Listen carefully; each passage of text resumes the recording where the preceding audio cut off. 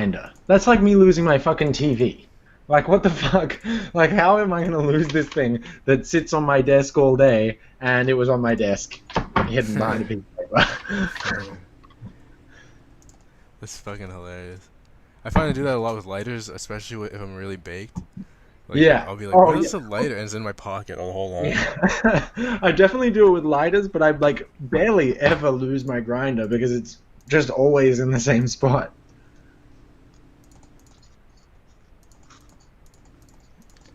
Wonder why. Huh.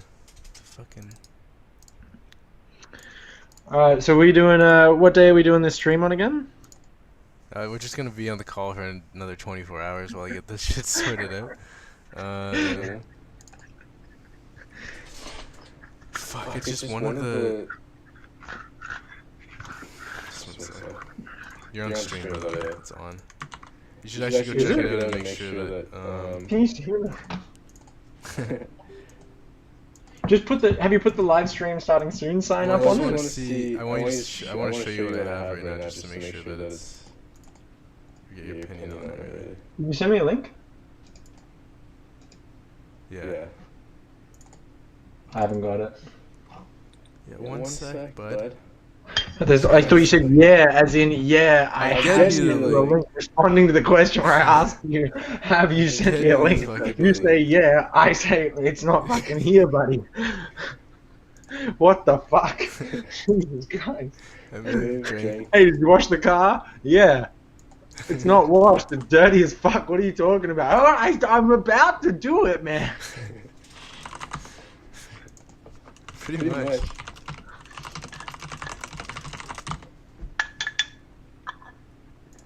Do it, man.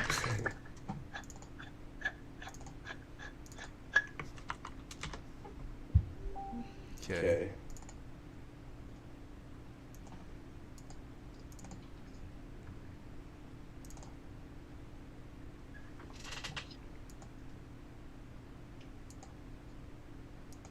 Yep. Cool. Yeah, so we got this one. So we had that original one with that's too small there. Live stream starting sooner. That's whatever's on the slides. Mm-hmm. So you can switch to the slides there, but you can't really. I don't know if we'd really use this one because see how it's covering up some stuff. So probably I'm assuming we'd have this one where it's our screens aren't on it at all. Right. And then you can go over it really quickly since it's blowing up. Or I could also do it the way you did it, where it's sort of it'd be like this, but it'd be up top in the middle.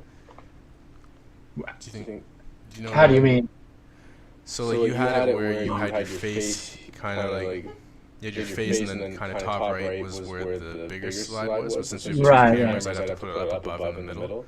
Well, most of the writing that we're reading, most of the stuff that we're reading is in like the bottom sort of panel of the page. Maybe make ours in the top left and top right. Yeah, that would actually work. So if we went through... Yeah, that would actually work perfect. Almost perfect. So maybe like I'd start... It'll be enough where it wouldn't... It's enough where it won't be a real issue for most of the other things. Yeah, exactly. And then when we're on that, if we're on a page where it's where we sort of need to read the whole page, maybe just take our faces off it for a second or something. Yeah, that's what. Yeah, you can do that. And then if we need to talk and we want to see our beautiful faces, then you can blow it up a little bit. And yeah. Oh my god, looking beautiful tonight. Just kidding. My hair's a fucking mess, but that's alright. I was drinking beforehand, so that's why it's taking a little while. But we're good now. Oh, really? And I just had a couple beers. It's just like stuff. I got my uncle and aunt some craft beer, and they haven't drank any of it yet. And I had a bit the other night, and I was going like flat, so I was like, fuck. Well, someone's got to drink it, you know? So, yeah. Well, I'll grab a little drink with you one sec.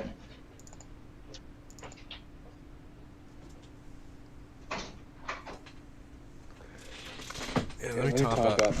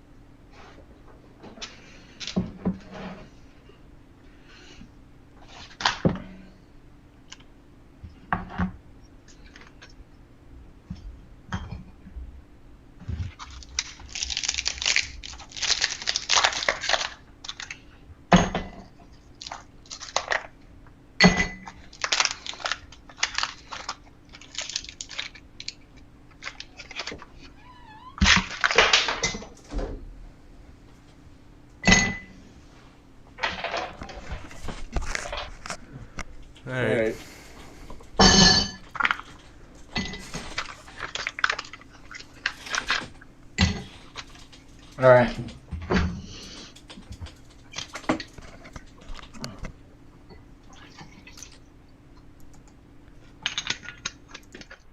Stream starting soon. Let's go. All right. Okay, let me just send out this link.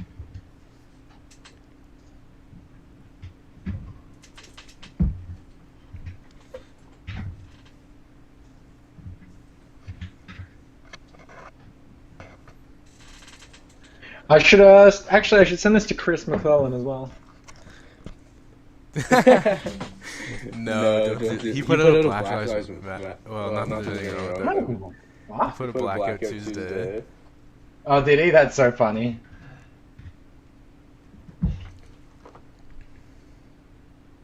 The thumbnail is us off the screen. Like, I'll show you. I'm gonna send it. You'll see it. That's so funny.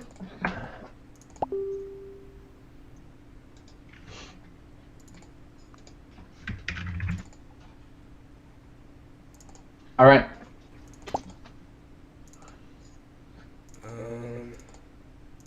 Yeah, they're back. All right.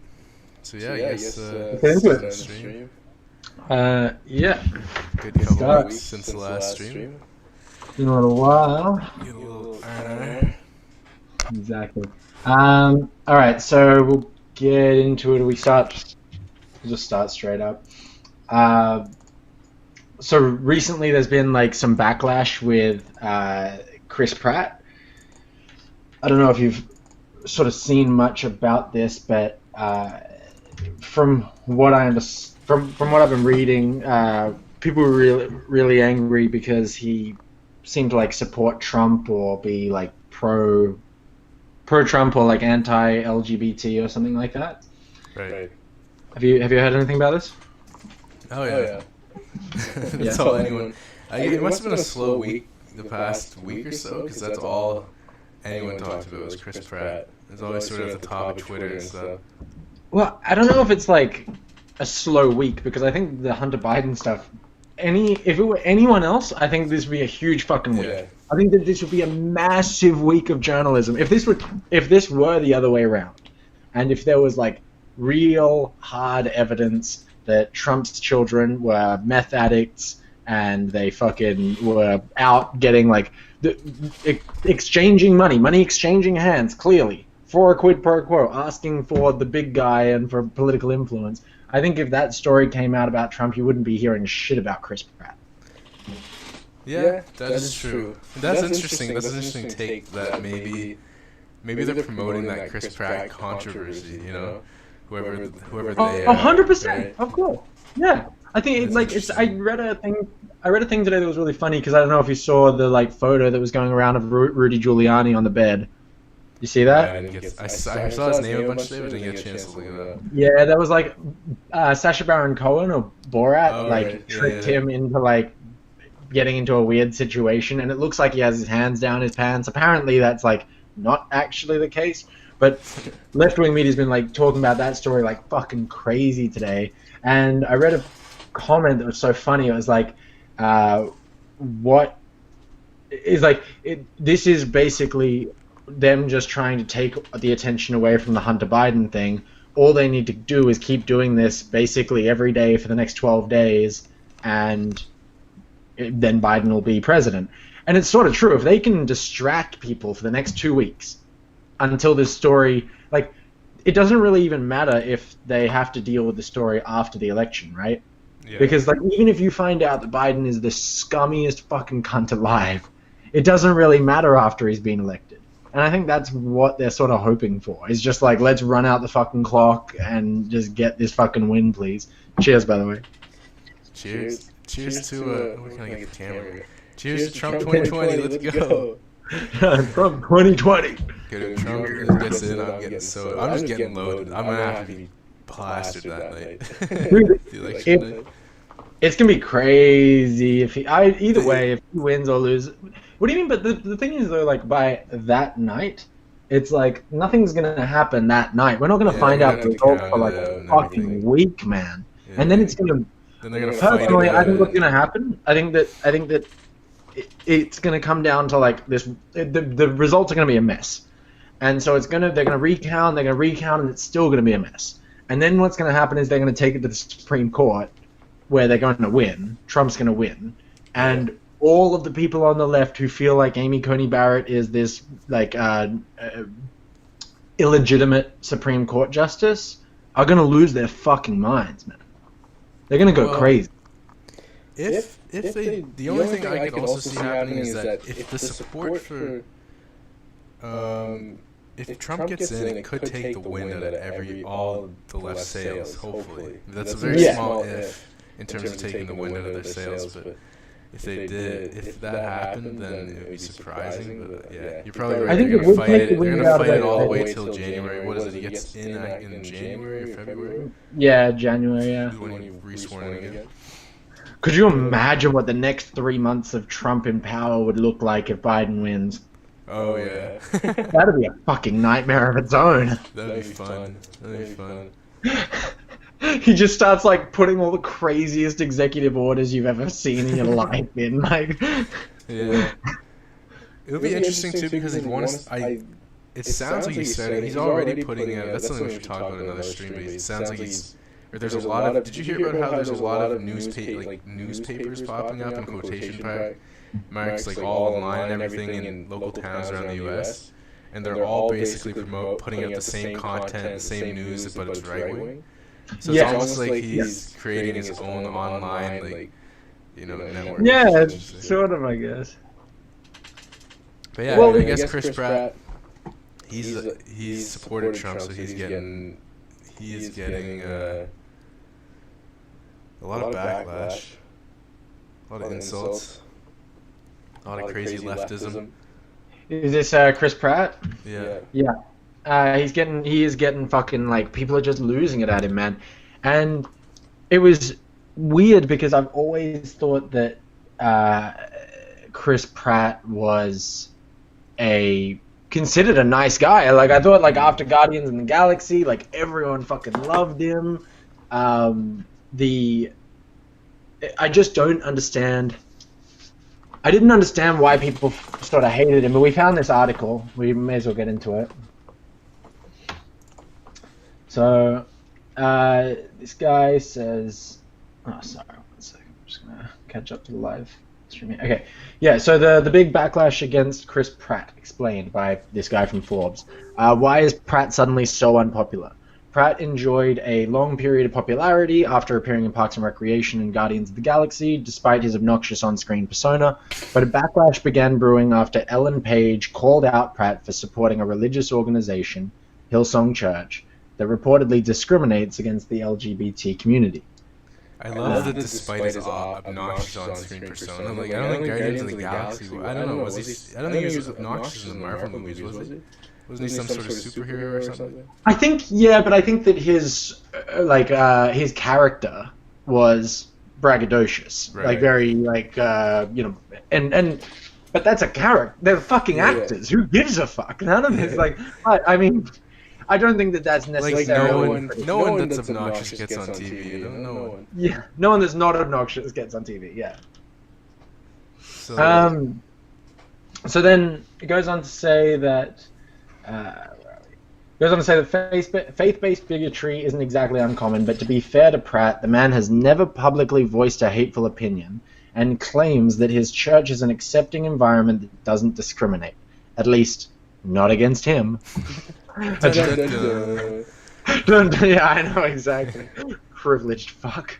A 2015 post by Hillsong's global senior pastor, Brian Houston. So this is his church's pastor. Houston states that the church welcomes all people, but does not affirm all lifestyles, including the gay lifestyle. So it sounds as though they're anti-LGBT, says this article. That's an interesting question, right? Like, if you don't agree with something, does that make, or if you're not willing to affirm something, does that make you against it? It's sort of like the whole "if you're not with me, you're against me" statement, right? So, because is it on Omar? Are they upset about her religion? or the fact that Islam doesn't, Yeah, well, that's right. Yeah, affirm Islam is. But here's the difference, right? That's actually, to me, that would be an anti-LGBT culture. A culture that throws people off buildings, stones them to death, decapitates them for being... Decapitates someone because they drew a picture of their prophet. Yeah, or because they're gay. Or because they're gay, or a transgender person, for example. Yeah. Like, if this is a religion that does not have any sort of tolerance for homosexuality, right? So... Yeah. It was there was actually a study, I think I linked you that, where it was 4 or 5 years ago they did a study in the UK, was it? I think 40% of Muslims did not agree with homosexuality. Was it did they not agree with homosexuality, or was it something... Think that they should be locked up, I believe, was the actual stat. Yeah. I think the stat was that they believed that 42% of Muslim UK residents believe that homosexuality should be a crime or something like that. But I think my point is simply that, like, that's anti-LGBT. If you want people locked up because they're homosexual, you're anti-LGBT. But if you're not willing to affirm a lifestyle, I don't think that makes you LGBT. LGBT. So, for example, if you are an evangelical Christian, I don't affirm the evangelical Christian lifestyle. I don't think that they're right about the way that they live their lives. I don't think that they're correct, right? But I don't think they should be penalized, and I would happily, talk to any of them, and I would have any of them in my home, and I wouldn't feel any sort of issue, communicating with them. Apparently your voice is echoing a bit. And my point is simply that I think there's a lot of, like, conservative Christian Catholic churches that are not willing to openly accept LGBT people, but they will tolerate them. So I don't know. I wouldn't consider that anti-LGBT, but even this article saying that he doesn't make he's never voiced a hateful opinion and claims that his church is an accepting environment. It goes on to say that the fact that Pratt didn't attend a recent virtual fundraiser for Joe Biden, attended by his fellow Avengers stars, reinforced this assumption that he was pro-Trump. I cut a bit out, but that he's pro-Trump. So because he didn't attend a virtual fundraiser, because he didn't log on to Zoom and get on the fundraiser with Joe, he's pro-Trump. Once again, it's like if you're not with me, you're against me thing seems to be the... Imagine his dog could have died. His grandmother could have died. He could have been sick that day. Anything. But no, he must just be a Trump supporter. He could just not like Joe Biden. Yeah. That's the thing. So he doesn't have to like Trump to not like Joe Biden. I don't like Joe Biden. I don't really like Trump. But I think that, I don't... It's weird. It's, once again, it's that whole, like, you're either with me or against me attitude that these guys have. But it goes on to say but Pratt wasn't the only missing Avenger. Both Robert Downey Jr. and Brie Larson were also absent, and no one seemed to care. To clarify, all of this is complete speculation. It seems as though Pratt belongs to a socially regressive religious group, but has never voiced support for faith-based discrimination or for Donald Trump. So that's it, right? Like, he's never voiced support for faith-based discrimination or for Donald Trump. Yet, how do people react to this news of him not saying anything hateful? Yeah. So his friends... First their friends did... Or most of his friends in the movie did defend him, which is interesting. That's right. So I think the biggest takeaways were... I love, like, Robert Downey Jr. said, "What a world. The sinless are casting stones at my brother Chris Pratt, a real Christian who lives by principle, has never demonstrated anything but positivity and gratitude, and he just married into a family that makes space for civil discourse and, just plain fact, insists on service as the highest value." If you take issue with Chris, I've got a novel idea. Delete your social media accounts, sit with your own defects of character, work on them, then celebrate your humanness. Yeah. There was another person, Zoe Saldana, that said, "No matter how hard it gets, stick your chest out, keep your head up and handle it," by Tupac. "You got this, Pratt, Pratt, Pratt. Your family, friends, colleagues, and everyone who's ever crossed paths with you knows your heart and your worth." And for all the people that care about identity politics, that is from a black woman. So wait a second, she's not full black. You gotta make that distinction.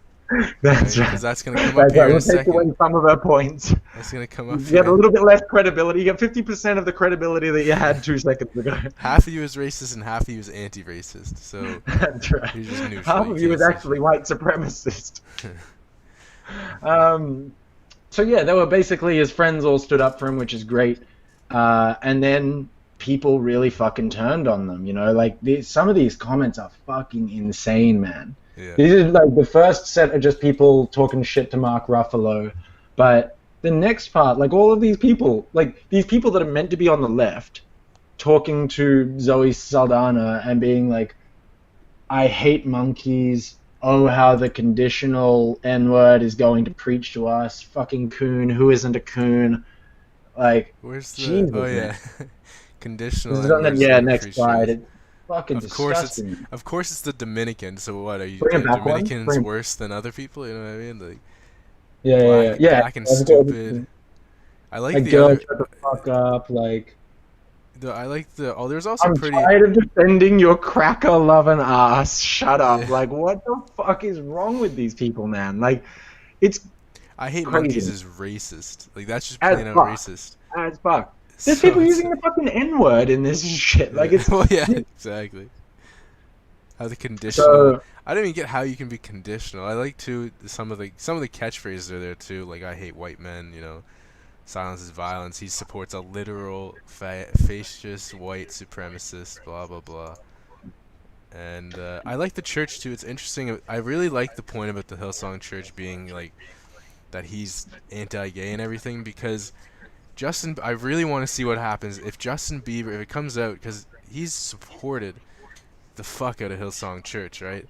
And I'd really like to see what happens when they attack Justin, because I don't know if there's going to be Justin believers that are going to be on his side. There's going to be, like, you know, he's got Hailey Bieber's following.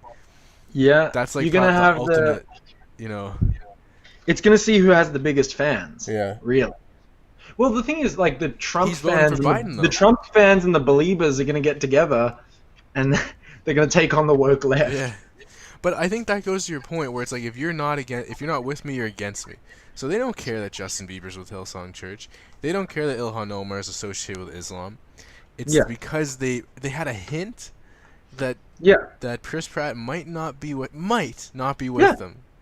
And so it's like, you're a Nazi, racist, homophobic, blah blah blah blah blah. That's exactly what that's exactly what it is. It's you seem like you're not complying to the way that we're doing things. I don't know if you've noticed, but there's a new world order here, Chris. Okay, we've been we're out fucking burning down churches and buildings and shit. Okay, and we also don't like Trump. We think he's a fucking fascist. Okay, we're anti-fascist. So we actually go around beating people up and hurting people in the name of fascism. Calling them names, you know. In the name of anti-fascism. So yeah, calling them names. He's a racist. And if you can't, and if you don't get on board, then you're a fascist. Fucking Chris Pratt. Fucking learn your one. Fuck you, Chris Pratt. Fuck you. Yeah, but what a piece of shit that guy is. You may as well just jump on it. We should just become liberals.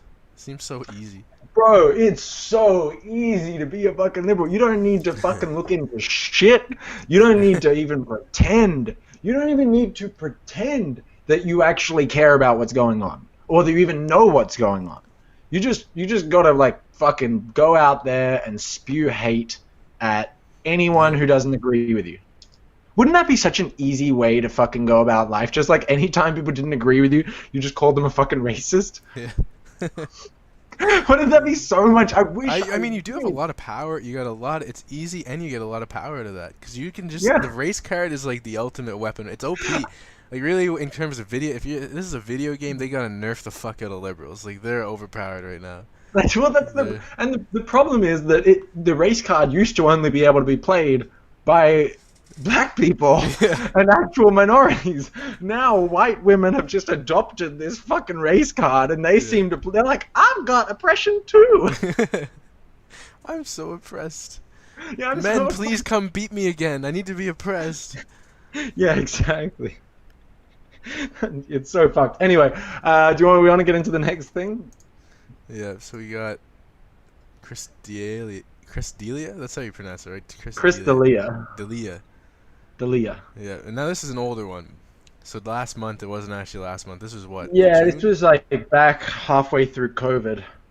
Yeah. Well, like When he I was, think it was like May or something like that, May or June. and he was dropped by Netflix after sexual misconduct allegations, and I was kind of looking forward to this one because I have a feeling. Do you like Chris D'Elia? D'Elia? Not like overly, Yeah. but I do find this I like Chris D'Elia. I like his podcast. I like the circle that he runs with as well. And I find him very funny when he's interacting with other comedians. I don't find his comedy funny. Yeah. I don't find his stand-up specials. I don't find funny at all. And I found he was a cocky motherfucker on Twitter a lot. Oh, he's so I was actually kind of happy when this all came out. I was like, yeah, fuck you.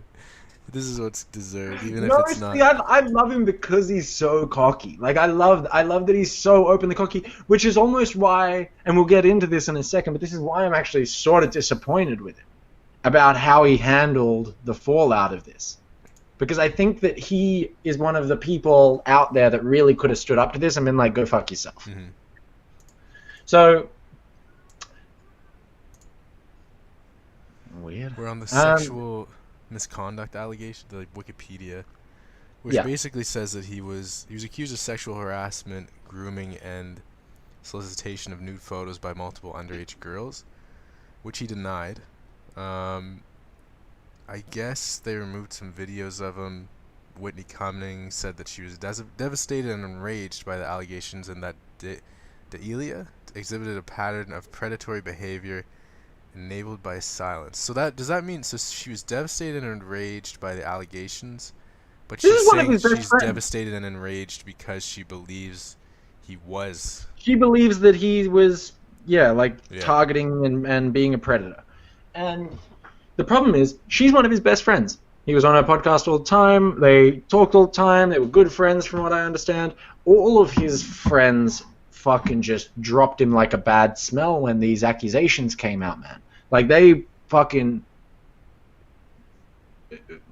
basically all just assumed that it was true and went, well, this is terrible. I can't believe that he would do this. I'm not really even that great friends with D'Elia, but whenever we would hang out, I would see him with women, but I never knew that anything like this was happening. And essentially what was happening is that there were about 5 girls that came out and all accused him of being a bit of a creep. Mm-hmm. The first 2 girls said that they were underage when he was going after them. And going after sounds sort of negative. When he was trying to court them, sounds a bit too nice. But essentially when he was sliding into the DMs with these girls, they were below 18 at the time. The argument against Chris D'Elia is that if you had a look at their profile and went through their photos, there's photos of them with their 16th birthday balloons and shit like that, and you could probably tell very easily that they're underage. Right. Did he go and have a look at all those photos? I have no fucking idea, but that's essentially their argument. And then there were a few other girls that just said that he had done inappropriate things, like exposing himself to them, or and just not being a nice person, by basically only wanting sex from them and just being very forward about that and not really trying to set the mood, I guess. Basically just being a shitty prick. Right. It was is the accusation. Being a prick that just wants to fuck girls and use his celebrity status to do so. Right. Is the accusation. We have another slide up where it's one woman said that he wanted to have sex. So on emails from 2012 on Twitter in which D'Elia said he wanted to have naked sex with her. I didn't know you couldn't have naked sex, but... clothes sex? I guess you could have clothes sex. Yeah. It's not as fun, but... You can. When she made them public, she claimed that she was 17 at the time of the exchange. I guess he asked her how... No, read the rest of that. Was. Yeah. So how old are you? She replied 12, apparently kidding. And he responded answer to which she said 24, ? So... Okay, let's just finish the accusations and we can get into the... Well, basically, no. So basically what I've put here is after they made all of these accusations, he responded with, at first his response saying, I've never gone for any underage, I've never knowingly gone after any underage girls, I've never slept with any underage girls, this isn't me. I do agree that I got caught up in the lifestyle and I've done some things that are wrong, but I never hooked up with underage girls, which in all I can understand is the only actual like crime or like really bad thing that we're talking about here, right? Like all the rest of it could be filed under shitty prick behavior. Right. But going after and trying to sleep with fucking 16-year-old girls is not okay, right? Especially as a 40-year-old comedian. You shouldn't do that. So then it comes down to... There was that other one, too. There's the other one you linked in which he asked someone to make out, and she replied she was 16, and I guess his camp gave the news source another email in that chain in which he allegedly replied, "Oh shit, I thought you were at my stand-up show. You gotta be 18 to get into that at least. My bad, bye." So it's not like that is a very good example of how he's not really knowingly, if he knows that they're under 18, at least from this one email, I'm not saying that this proves anything, but this is kind of showing that someone says she's 16, he's not going to go after her, right? These are the two accusers. These are the two people that accused him of going after them while they were underage. The first one, he asked, how old are you? She gave him two fucking weird answers that were both bullshit. The second person, it's very clear that when he found out she was 16, he backed off. Yeah. Now, if you go to the next page, this girl Simone Rossi was the first person to accuse him. Once again, accused him of going after her when she was 16. Rossi told the LA Times she had an online exchange with D'Elia in 2015 when she was 16 and claimed that he'd asked her to make out and send him pictures of herself. On Wednesday, D'Elia's camp released an email from October 2019 in which Rossi allegedly wrote to D'Elia, "I'm 21 now and down to fuck." His reps say D'Elia didn't respond to her. Yet Rossi also wrote on Twitter alongside her screenshots of his messages, "Imagine being 16 and being groomed by a stand-up comedian twice your age, and the only reason you never met up and got physically molested was because you had just gotten a boyfriend of your own age." She added, "He was the one that used the power imbalance between us to his advantage, so fuck Chris D'Elia." So what this shows to me is this girl wanted to use half of the story to paint Chris in a bad light. I don't know whether it was because of the fact that he didn't sleep with her when she tried to get together with him or what the case is, but she's gone and done that. These other girls have jumped on for the opportunity as well, because everyone can get their 15 minutes of fame in this Me Too era by making an accusation. Right. Well, obviously she was always going out. She said in 2015 this started, and then this girl also was still messaging him all the way into 2019, where she says, "I'm 21 now and down to fuck." Like, it's not like she wasn't trying to prey on him either, right? Like, but that's what there's I mean. A power that a young woman has in her beauty and her sexuality. Yes. She's using that power. She's trying to use it. That's what I mean. And does anyone who ever has a power advantage, are they always wrong? What about like if a 6 foot, 10 out of 10 supermodel goes up to a 5 out of 10 guy at the bar and gets him to buy her drinks all night? She had power over him. Yeah. Is that wrong? He's an idiot if that's in that scenario. You know what I mean? Like we shouldn't be calling out women for using the abilities that they have, or celebrities for using the abilities that they have. Celebrities trying to sleep with young girls, I have no problem with. And if you're trying to sleep with underage girls, women that sleep with, there's plenty of celebrity women that sleep with whoever the fuck they want too, right? Yeah. Not saying underage, but I'm saying they can pick any guy they want in the bar and they're done. Like for the night, they got it. Well, the thing is, it's also sort of like a one-way problem, right? If Whitney Cummings came out, and let's say that I had text messages from Whitney Cummings at 16 years old, and I was there to be out there and like, "Oh, Whitney Cummings was trying to sleep with me when I was 16. Oh, here's the screenshots of the messages of Whitney Cummings using her power to try and fucking seduce me into bed." people be like, "What the? Shut the fuck up! Yeah, they call you Go pussy. fuck ya! What are you doing? No!" They call you the biggest pussy. All your friends would be like, "What the fuck are you saying? You're a pussy." And then all women would just not respect you at all. They'd be like, "Oh my god," you know. Well, there's those videos of Justin Bieber when he was young, getting like. There's that one video of the older woman who's like 34 and he was 16. She comes around at the movie at the awards and she's like grabbing him and kissing him and stuff and trying to make out with him. And he almost looks confused and like. He's like, "What's going on here?" And later on, she's in the interview. She's saying, we might have went over this before, but she's saying about how she loves him and she wished she could fuck him and all this stuff. But no one cares about that. But because she's a woman, you know. Like, yeah, that's right. And then he like, and is that the one where he like laughs at her laugh? No, that's a different one. That's the interview. You know which clip I'm talking about? Yeah, I do know. That was a funny one too. I've gone from like, hating Justin Bieber in my life to like now, honestly, I like him. He's funny. Yeah. He's a funny guy. I respect him. I mean, imagine if you had that. If I would have done the exact same shit at that age. Yeah, exactly. It would have been a fucking nightmare, man. Imagine 15, 16-year-old and you're on stage and you have all these teenage girls screaming at you. Like, yeah, fucking 100%. That would have been tough. It'd just be insane. So anyway, with D'Elia, I think the thing is here, like, okay, so from what I understand, he never continued to pursue a girl that he knew was underage. Explicitly knew they were underage. He never continued to, like, or as far as the proof is out there. From these examples, I don't know if there's any other. I don't know if there's any other sure examples or anything else. From all the evidence I've seen, these are the only accusers that are accusing him of going after them when they're underage or trying to seduce them when they're underage. Right. But from his responses, the responses that his team put out, that shows almost not to be the case. Now, I think that it then comes down to, like, he gets cancelled. Firstly, should he be cancelled for that, do you think? What do you think? Do you think that a celebrity should get cancelled for trying to sleep with as many 20-year-olds as they want?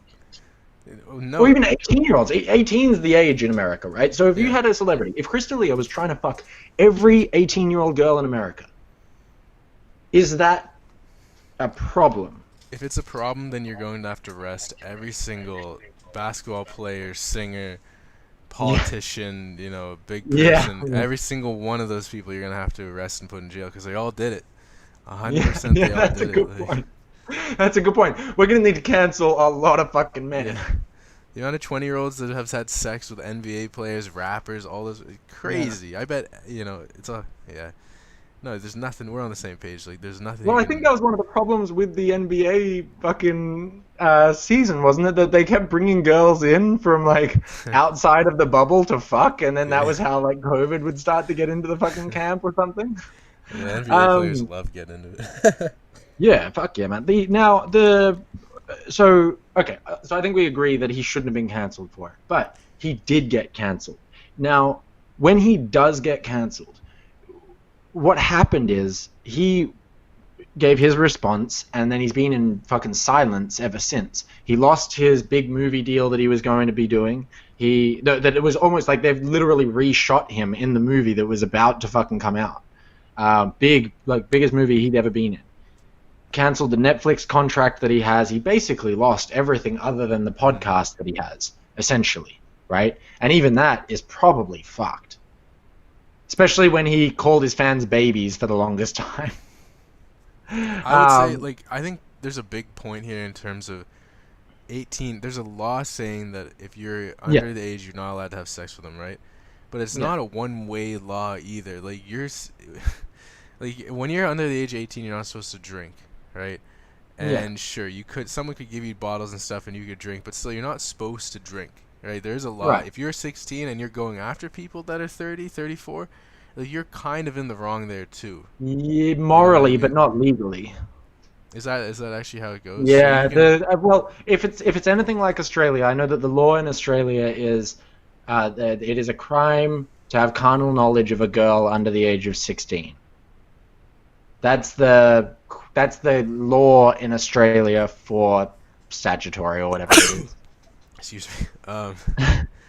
It's like, and in legal studies when I was younger, actually double checked that with my teacher at the time and said, because the law is phrased carnal knowledge of a girl under the age of 16. So I said to him, I'm like, so then is it a crime if a woman sleeps with a man who's 15 or a boy who's 15?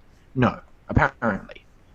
Now, I don't know if that's the same in America, but that's apparently what the law is in Australia. So, well, I doubt it's different. I doubt it's that different. Regardless, if you want to make now, I'm sure Chris you say his name one more. D'Elia. I'm sure Chris D'Elia is not suffering right now. I'm sure he's got plenty of women that'll still see him. He's got tons of money and stuff. But I think this is a woman problem. Like, I think women need to understand that, okay, if you let these women go around saying, I'm not saying that any of these accusations are false or anything, but if there are any women going around saying false things, accusing people of stuff, you're gonna have men that are in high places be very, very careful. And maybe that's what you want. But if you want the chance to go to a concert and potentially have a sexual relationship or get involved with a really attractive singer, rapper, NBA player, whatever.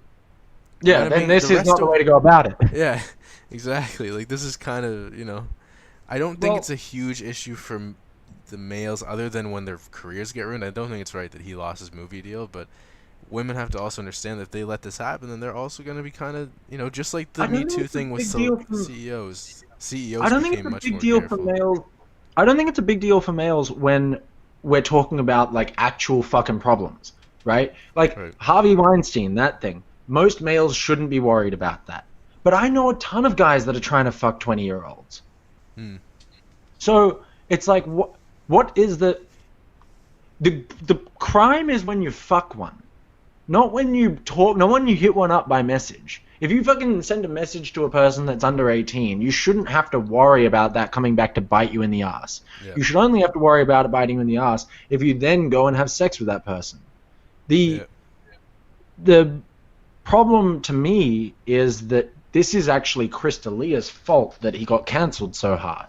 Because I think if he turned around and said, fuck you, I'm going to go out and try and fuck every 20-year-old, 18, 19-year-old that I fucking want. I'm going to go and fuck them all. And yeah, sometimes I message a girl and she's not the right age. I'm not going to have sex with her, but I didn't commit a crime. I stopped immediately as soon as I knew. And I'm going to continue trying to fuck 20-year-olds. I agree. For as long as I live, I'm going to continue trying to fuck 20-year-olds. Try to take my shit away from me. Try to take my movie away. Let's go. Let's do it. Let's see how it happens. And I think if you take that stance, you're just by owning it, you'll be fine. Look at Louis C.K. You come out and you apologize for fucking masturbating on a pot plant, and your career's ruined. Yep. You committed no crimes. Could you imagine a woman getting cancelled for fingering herself? She'd be celebrated. That woman would be fucking celebrated. Body positivity. Don't slut shame. What the fuck? It would be crazy. Anyone who called if Lizzo was in a room full of people and put one fucking leg up and started just fucking jamming herself, she would be completely fine, even if it was in front of an entire fucking stadium. Yeah. She would be celebrated. It would be like female empowerment and whatever, and it would just move on to the next level of sexuality. Yeah, I agree. I think that's what we should leave it on. I think you made a really good point, and I agree. Anyone that's apologized for themselves has taken on that guilt, and they get canceled. People like Kevin Hart don't apologize. They apologize for what they have to, and then they say, "Look, I've learned from it. Never gonna do it again." They're very clear about what they're apologizing for. Yeah, exactly. Like when Kevin Hart apologizes, it's like, I apologize for telling this one joke 10 years ago. That's what I'm apologizing for. Simple as that. Chris D'Elia goes out and goes like, I'm sorry if people are upset or whatever. Like, you're apologizing for whatever they think you fucking did, man. I'm sorry that a couple of the girls of the thousands that I've messaged, a couple of them accidentally, I didn't know they were underage, and once they told me, I didn't do anything. I don't even manage my own Instagram with my virtual assistant. You know what I mean? He could have had the best comedy show based on that. He could have had a whole skit going off of that. 100%. Yeah. He could have, if he'd have owned, I think if he owned it, he would have actually come out of it smelling like roses. And if he phrased it exactly the way that you said it, out of the thousands of women that I've messaged on Instagram, it has come to my attention that 2 of them were under 18. I'm actually a little bit surprised about that. Seeing how old 16-year-olds look these days, I'm shocked that I've only run into 2. Oh, he could have brought. What's the guy's name that was peeing on underage girls? R. Kelly. He could have brought R. Kelly into that. I can just imagine now what he could have said on that. That's hilarious. Yeah, that's what I mean. There's a ton of good. He could have done very well by just leaning into it, but he didn't. Anyway, do we want to get on to the next thing? Yeah, sure. So we got Denzel Washington here. I guess. Yeah. Let's play it. Yeah, it's just talking about BLM. Yeah. All right, I'll play it in 3, 2, 1. You know, incarceration rates in America has been a problem, especially as you know, incarceration. Do you think we've made any headway in the I think it's more important to make headway in our own house. By the time the system comes into play, the damage is done. They're not locking up 7-year-olds. Yeah. You know, I was in Chicago a couple of 3-4 weeks ago, and we saw these little kids on bikes with masks on the side of their head, like 5 or 6 of them. And the driver said, "Yeah, they're little yummies." I said, "Who?" He said, "Little yummies. Look up. Google Lil Yummy." Lil Yummy was an 11-year-old murderer. Wow. And you look at his picture, you'll see the headshot of him, and he's like this. And he got murdered at 11 by a 14-year-old. Wow. Who's doing life now, and a 16-year-old. That makes no sense. You blame the system? Where was his father? Yeah. It starts in the house. It starts in the home. And yeah, well, my father got locked up. Well, where was his father? Yeah. You know, like I did talk about my 3 closest friends, and they did, 15 to 25, one did 28, this and that. I was the only one of the 3 that had a father in my life, even though my parents were together, but I still had a father who was a gentle man and a good example, and they didn't. We can blame the system if we want, but they didn't lock any of us up at 7. Yeah. We were all doing enough to get locked up at 13. My parents sent me in another direction. They didn't have anybody to help them, and they kept doing what they was doing, and the system got them. So,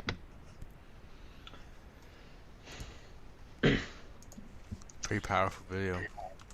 Yeah, man, and I think that's such a good point about they're not locking up 7-year-olds. This police brutality that's happening, that's not happening to 7-year-olds, right? Mm-hmm. We're not seeing videos of cops going out and killing children or attacking children or doing anything like that. And obviously no police brutality is okay. That's not my point. But when we look at the fact that this is that Lil Yummy kid. Mm-hmm. Yeah. Yeah. An 11-year-old fucking gangbanger, man. Like, 11 years old is young. Very young. My youngest brother is like 14 and he's young as fuck, man. I couldn't imagine him doing this type of shit. And there's such a strong point there of like, where are the parents? What's happening? What are the situations that are creating the environment for more black people to get targeted by, I don't think targeted is the right word, but more black people are becoming the victims of police violence, essentially, right? What are the circumstances that are causing that? You can say that it's just a bunch of racist police officers, but that I don't think is true. And I think that it comes from, as Denzel was saying, coming from broken homes. The next slide has the number of children living with a single mother or a single father in the US from 1970 to 2019. And if you look at these numbers, the single parent household rate has grown by like 2.5 times over the last 50 years. Yep. In America, there's 20 million 20 million children living with a single mother or father. How many children are in the US? I don't think people understand this because I don't think many people understand the statistic or want to get this statistic because they live in a dual parent household. And as someone who I had my father who was a great father until I was 18 and then he passed away. Mm-hmm. My younger brothers would have been 14 and 16 at the time. Yeah. And so I just got out of high school and was heading into university. And for the next 3 or 4 years, I was absolutely, like, I was reckless. Mom couldn't control us. Like, I wasn't going to listen to Mom. I knew that when Dad was around, if I messed up, you know, you were scared of Dad. Like, Dad would put you straight. Right? Yeah. But 100%. with just Mom around, I would do whatever the hell I wanted, and my younger brothers suffered because luckily I got through high school and got into university, but their high school, they got much worse grades. They got into marijuana earlier than I ever did. They were doing the same shit as me, but at an even younger age. So I couldn't imagine if you're 8 years old and you don't have a father, 10, and you're in the hood, or I don't even know what the hood's like, but I'm sure without a father, you're doing some crazy shit. And like there needs to be incentive to keep families together, because there's nothing like having a mother and father.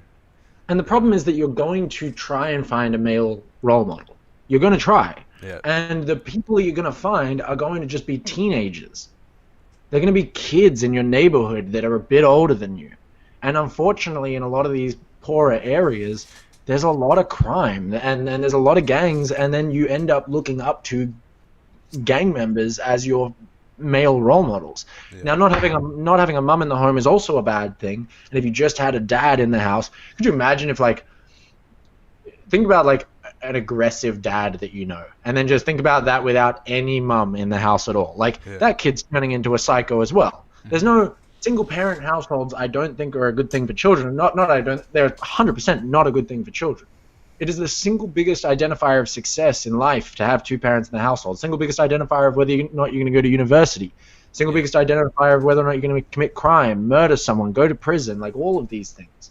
And there has to be some responsibility for trying to deal with these problems at the root, rather than trying to just deal with the police officers. Now, why do you think that there's such a high single parent household rate in the US? It's gone up from 7.5 million in 1970 to just under 20 million now. There's about 75 million children in the US, so 1/3 of the kids in the US basically are in single parent households. Why do you think that is? Obviously population does grow, but I don't think that's proportional, is it? I'm just kind of curious. USA population 1970 was 205 to now you're at 328. Yeah, so it wasn't. Yeah, so this is definitely increasing at a much higher rate than the population in the U.S. But anyways, my whole opinion on it is I just think when you do look at marriage laws and you look at the fact that a single mother or single father can get food stamps, they can get money from the government if they're single, they can get. That's it. I think they can get daycare and stuff like that too. Tax credits. That's what it is, man. It's all of the incentives. Yeah. You have a ton of incentives as a single mother that you don't get if the dad's in the house. So if you think about a poor family for a second, and if you think about a family that has no money, the dad has no job, maybe he's helping with stuff around the house, but he isn't earning income, and he's not earning income for the next foreseeable little future because there's just no jobs around. Let's say the government just locked down half the country and all the jobs evaporated, for example, right? So there's no jobs around. You've got this husband or boyfriend. He's the father of your child. He doesn't have a job. He's not making any money. He's a lovely person. You love him to death. But guess what?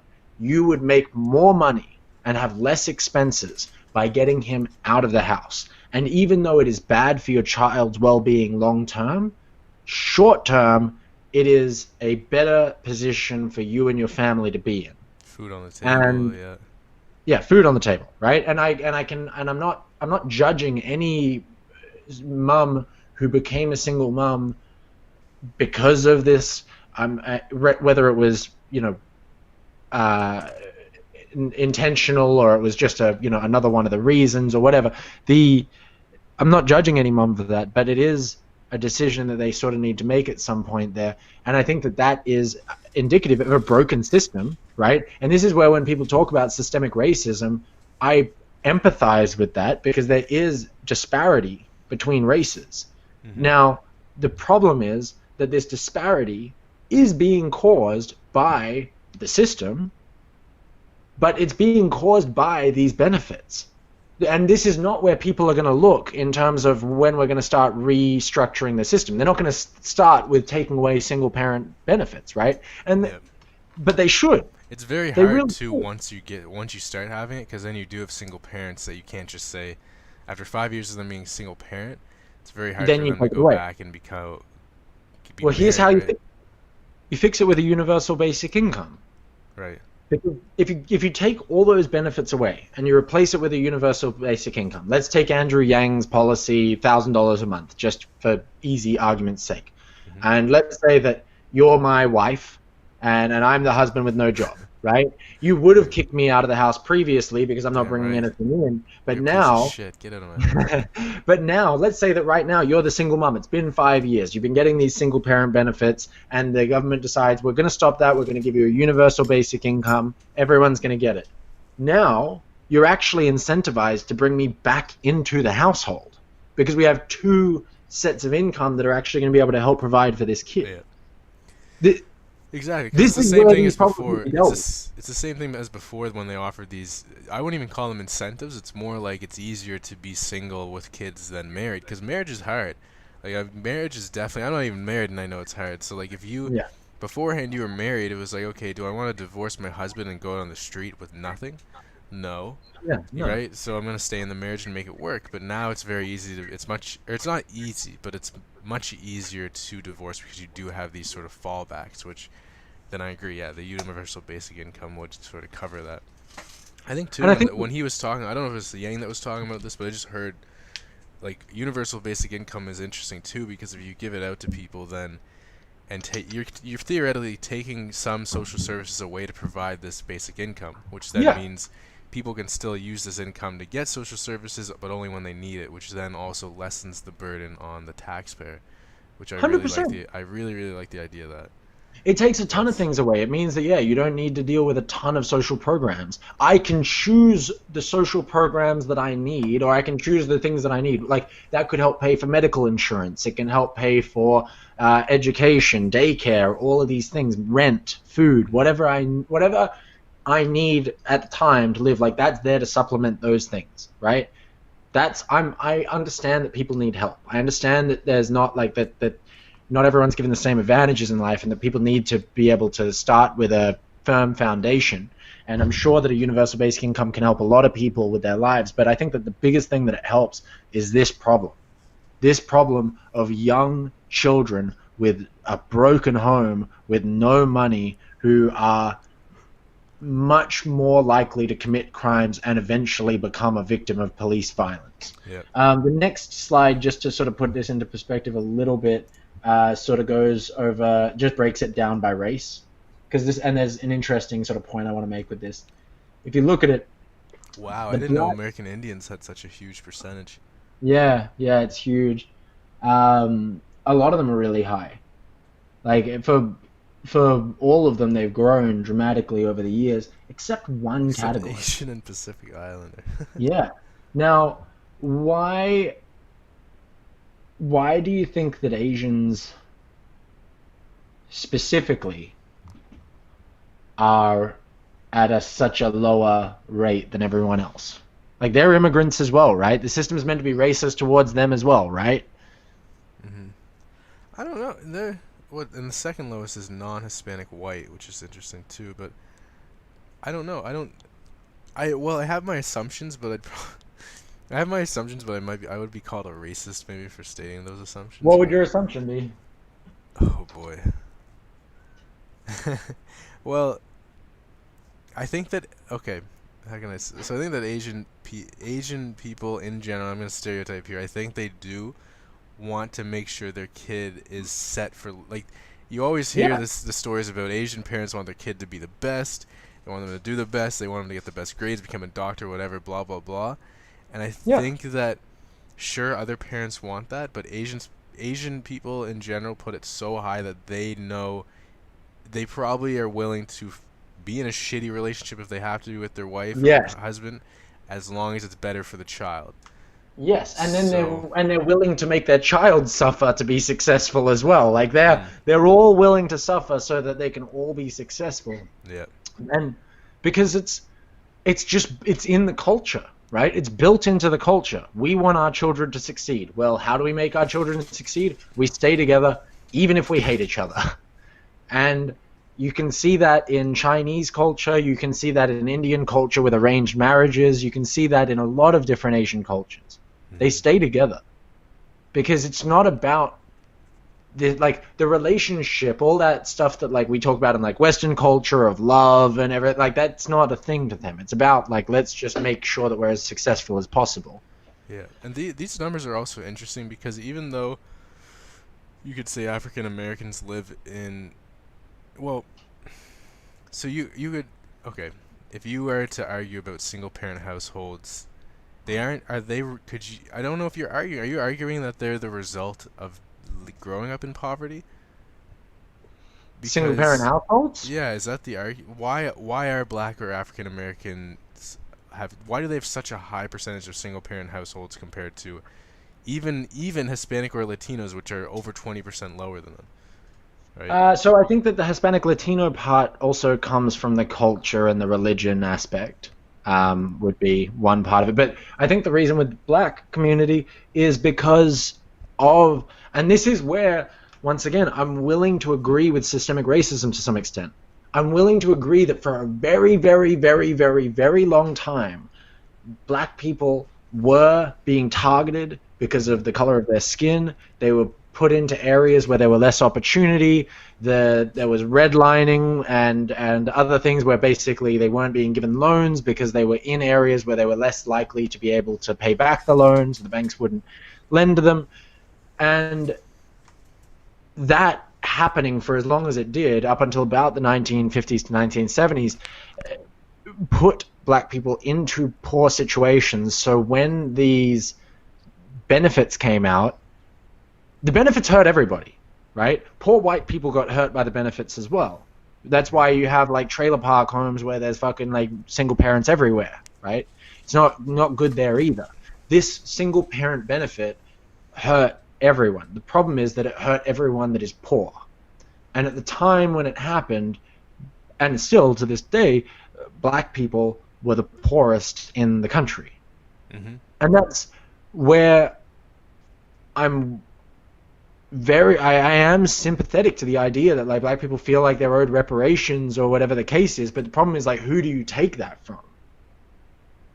Right? But would the reparations solve this issue? That's the question. Okay, because this is a very touchy subject. But yeah, why would reparations change single parent? Because okay, that means I understand what you're saying, and I do agree that you could say systemic racism made the families poor. There was incentives for them to be single when they couldn't get a job. Yeah. That also would mean their kids would grow up in a single family, which would then mean when they get into a relationship, they probably, I think it's a statistic that if your parents are divorced or you're in a single family household, you're more likely to be the same way, a single family household, or get divorced.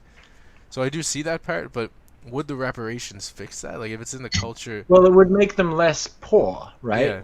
So if they were less poor, then they wouldn't need that incentive.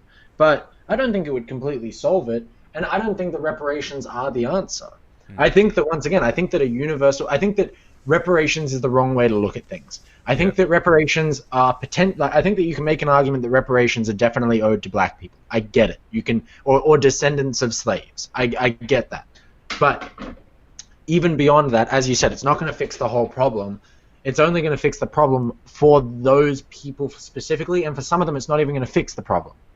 There's a huge cast of poor people in America, of all different colors, that are all being systemically fucked. And a universal basic income fixes that for everybody. That's where I don't agree with reparations. I think that there's something that I think the system needs to be fixed, and I think that it's fucked in America. I think they have a terrible system. But I don't think that the system is racist anymore, and I don't think that reparations are going to solve the problems that they see. I think that the system attacks poor people like nothing you've ever fucking seen, and if you can find a way to make it so that no one is objectively poor, meaning in poverty, meaning they have no ability to get out of their fucking situation because they're trapped. Yeah. I think if you can take that away, I think that would help everyone, including black people. The problem is, and this is the problem with the Black Lives Matter movement, is when you're trying to put black people first and as like the superior problem that needs to be dealt with, all of the solutions that you're going to create are going to be garbage. Fucking garbage. Because they're going to be like the single parent benefit. They're going to be like that. The single parent benefit isn't what, I'm sure it didn't come from a bad place. It came from a place of wanting to help single mothers. I get that. It spiraled. I get it. I agree. I think the universal basic income is the solution there, and also education on. I think I've said this multiple times to people this past year, especially after coming out of a relationship, and just like, we need to have education on how relationships work, how sex works, why do single parent families, or why do what's the opposite of single parent? Dual parent, I guess. Dual parent household. Why do dual parent households succeed much more than single parent households, right? If that education is done at a core young level, I think that would also help solve that problem. Because if you know as a person growing up that, okay, if I get divorced or I become a single parent, it is much more likely my kid is going to grow up to be a criminal, depressed, have mental issues, then you're not going to want to do it. But there's not education on that out there too. So yeah. The problem is as well that the education almost goes against a lot of the left's new ideas, right? Because if you start saying that, like, oh, well, you need a man and a woman in the house, then you're also sort of saying that men and women are different for some reason, right? But you just get into the...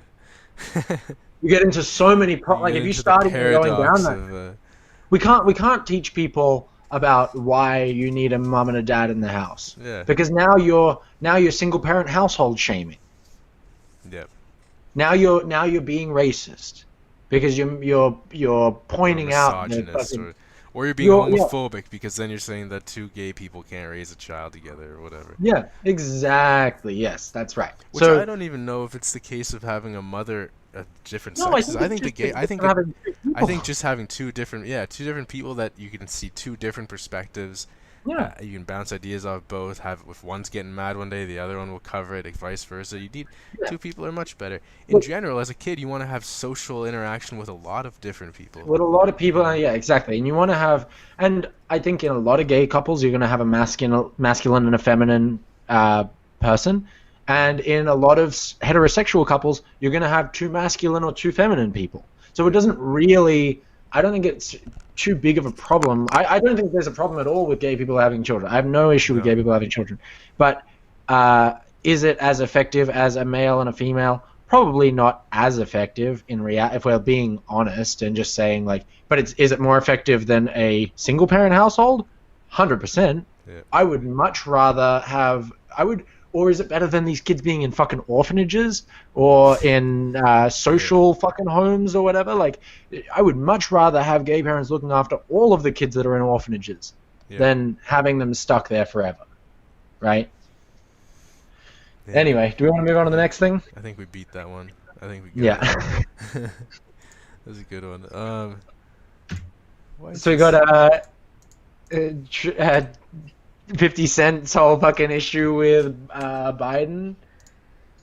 I was really man, that guy's Instagram. He has he posts some funny shit. Branson Cognac.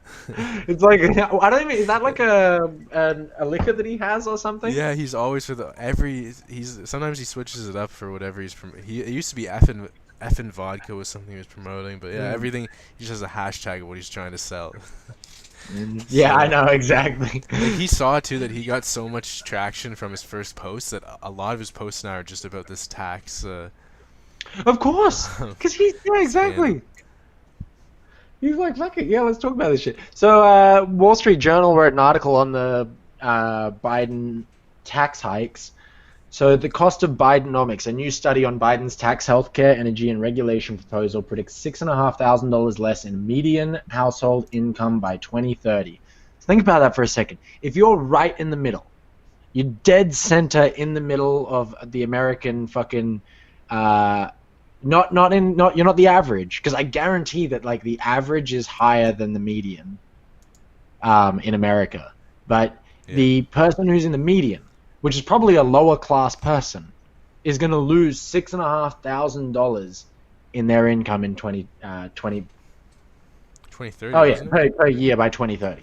So overall, the authors estimate that the Biden agenda, if fully implemented, would reduce full-time equivalent employment per person by about 3%, the capital stock per person by some 15%, and real GDP per capita by more than 8%, compared to congressional budget office estimates for these variables in 2030. This means there would be 4.9 million fewer working Americans, 2.6 trillion less in GDP, and 6,500 less in median household income. So, for all the people out there that are like, vote blue no matter what, are you okay with losing $6,500 a year? Mm-hmm. It's a lot of for money. That. That's a lot of fucking money, man. Especially when, once again, you've got to, like, let's see what the median household income USA. So the median household income in the US is $68,703. So they're basically taking 10% of your earnings and throwing it away. Yep. And I saw people Social saying services, whatever they want to, or Biden wants to go to war again. So your money's going to be going to the war machine. Yeah, that's the thing. Where's the money going to go? What do you need as American? Like, if you're an American, what do you need now? What do you want your tax dollars to be spent on? Like, I mean, Medicare for all? Because Biden's not going to give that to you. So that's not where the money's going. Infrastructure, is it going to be the Green New Deal? Do you want the Green New Deal? Well, guess what? Biden's anti-Green New Deal, so it's not going there either. So where is this fucking money going to go? Police reform? Really? Is that what we think? I have a feeling. Well, he did say he wants to fund them even more. So if you defund the police, you can't vote for Biden. You should not vote for Biden if you defund the police. If you're, it is really starting to become one of those things where it's like, isn't it funny? It's almost like you're either voting for Biden because he's not Trump, or you're voting for Trump. That's almost what it's become. Like, outside of the people that are voting third party, I would encourage any of my American friends to vote third party. It feels like you're very clearly just not Trump. Yeah, you're voting. You don't like income. Trump, and so you're just voting blindly.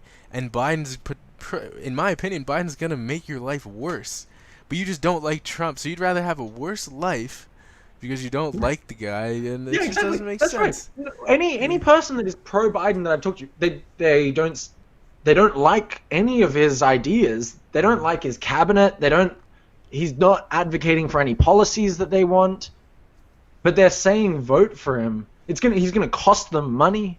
Like, once again, this is the household income. So the median household income in the U.S. last year was $68,703. It had grown by 6.8% from 2018, which was $64,324. So during Trump, it's been going up. You're going to take 10% of that household's fucking income. Do you think that the median household in America has $6,500 to just give away? Well, and that actually ties back into the single household sort of thing, or the single parent household thing. Because I was thinking today about, I'm getting older now, and I'm contemplating having kids in the future and stuff, and I'm trying to work it out because it's really hard to raise kids when you've got both the mother and the father working, right? And when you have a median household income of $68,000, which is soon, if you vote for Biden, is going to be $62,000, $63,000. That's not much money to raise a family on, right? Unless you have both parents working. And households suffer when you have kids in daycare and you have both parents working themselves to the bone and they're stressed out. It's a fact that you will have less energy to raise those kids if you are working all the time. Yeah. And I would like to honestly have at least either me, and I don't care who stays at home, either me or if my wife wants to go out and work her ass off, I'll stay home. I'll look after the kids. But I at least was thinking the other day, I was like, okay, how much money do I really need to raise a family on my own? Say I'm the only one making money, right? And it's a lot of money, and no politicians are really getting it. Just keeps everything, taxes keep going up, wages are stagnant, and it's like, how the hell am I supposed to raise a family on my own unless I'm really high up in sort of a company hierarchy, right? Yeah, because that's the thing. I don't give a fuck if I lose $6.5 grand if I earn a few $100 grand a year. But if I'm bringing into the house, and I don't know if that number is like pre-tax or what, but if I'm bringing into the house 68 grand, and then you cut that down to 62, Yeah. that's for, let's say I have what, one child, two children, anything like that. That's fucking a nightmare situation to be in. Once you just cover rent, electricity, food, school, books, clothes, everything, like, that's not going to be a fun situation for people. And I would have no problem with this if I knew where the money was going. If I understood that, like, oh, this is going to pay for Medicare for all. Okay, great. That means I'm going to get cheaper healthcare. It means if I break my arm, I don't have to have this expensive medical insurance. Right. I can reduce that cost on my life, right? Great. If it meant that it was going towards a universal basic income, okay, great. I'll be making that money back in this other sort of way. If it went to anything, like, there's so many things that could go to, but Biden's not talking about any of them. What are you going to offer? It feels like that's just going to go back into the wars. I mean, the Obama administration went from 2 wars to 7 in 8 years. Trump's trying to take troops out of these wars. Biden's trying to install a bunch of pro-war candidates into his cabinet Just today, that this even people like rally is- AOC and Ilhan Omar and all of these leftists fucking hate. So where's this tax money going? It's going to Planned Parenthood. I did mention, it did say it was going to like Planned Parenthood and sort of family stuff, blah blah blah. Like, but it's the same old it's just going to increase the budget for single parent households, Planned Parenthood, etc., which has its merits in some ways. But you know, like, Planned Parenthood. it's If I'm not a helping family families. with 2 kids, Planned Parenthood doesn't help me for fuck. Yeah. I don't give a fuck about you helping pay for people's abortions with my tax money if I'm a family with 2 kids. Now, I think that you can, obviously, like, everyone should be pro-choice and we should have the ability to, like, have abortions, but funding Planned Parenthood with families' tax dollars is not, I don't think that's a good fucking use of our money.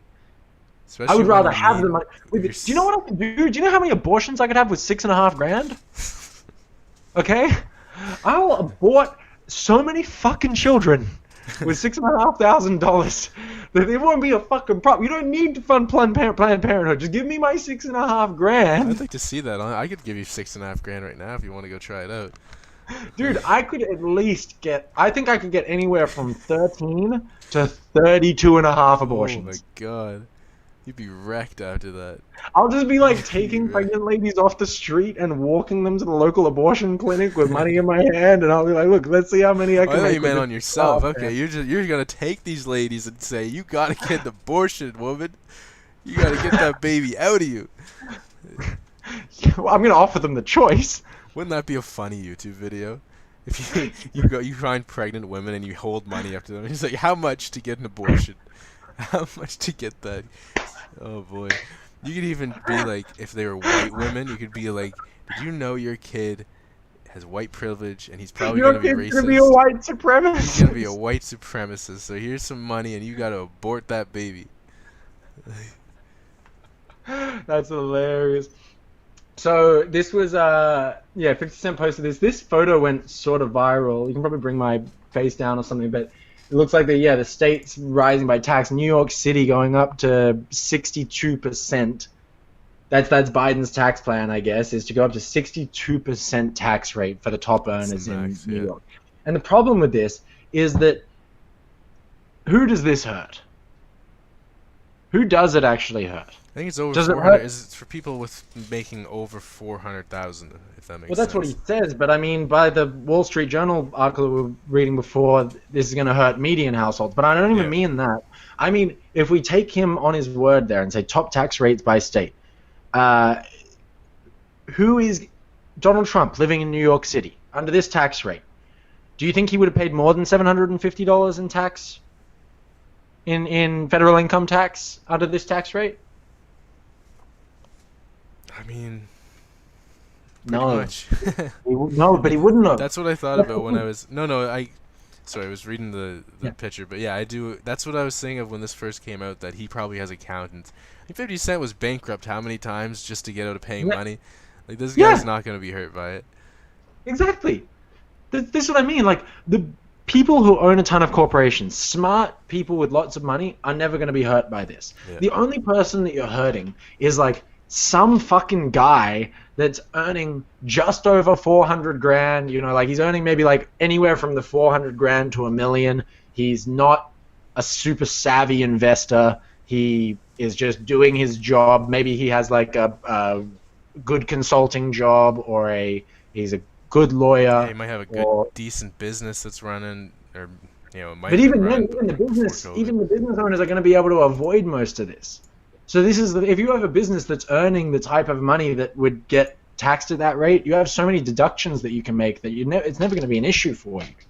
So it's a way for him to, I think by him showing these tax increases, it's a way for him to, like, appeal to his base on the left, going, yeah, we want more taxes, tax the wealthy, eat the rich, and send the money to us. So Biden's like, yeah, we'll tax the wealthy. The corporations who donate, the 60 donors, the 60 separate billionaire donors to Joe Biden all know that tax rate's not going to fucking touch them, right?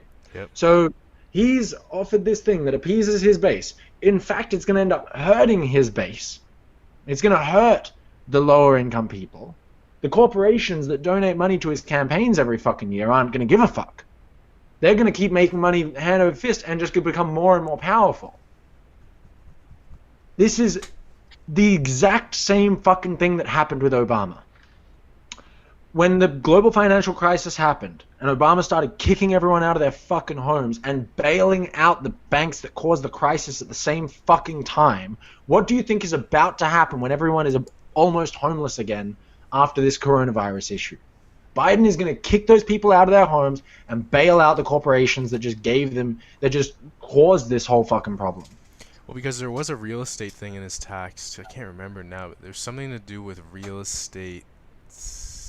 I have to pull it up, but I can say this. I know that whatever he was saying about real estate is supposed to actually make the market sort of slow down, right? I can't remember if he was saying he was going to raise interest rates in real estate. But anyways, so if they raise taxes, you lose money and everything, interest rates are raised on real estate, then yeah, that perfectly proves your point that it could potentially be another crisis in the real estate market too, right? Yeah. Yeah, well, no, I think there's 100% going to be a crisis in the real estate market after all of these lockdowns that just happened. But although it's interesting though, in Canada they're selling a lot of homes are still going crazy. Yes, they are. Buying and buying. That's because CERB's still happening. Yeah. You keep talking. How many people got their down payment? Got their down payment set up from CERB. That'd be funny.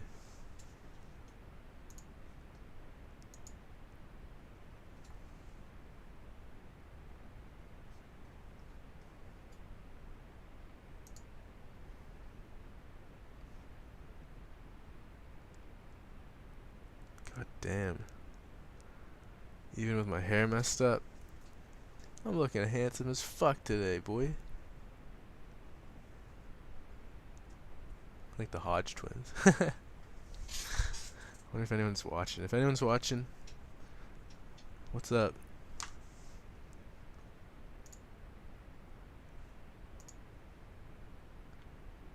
Peter Paspalas.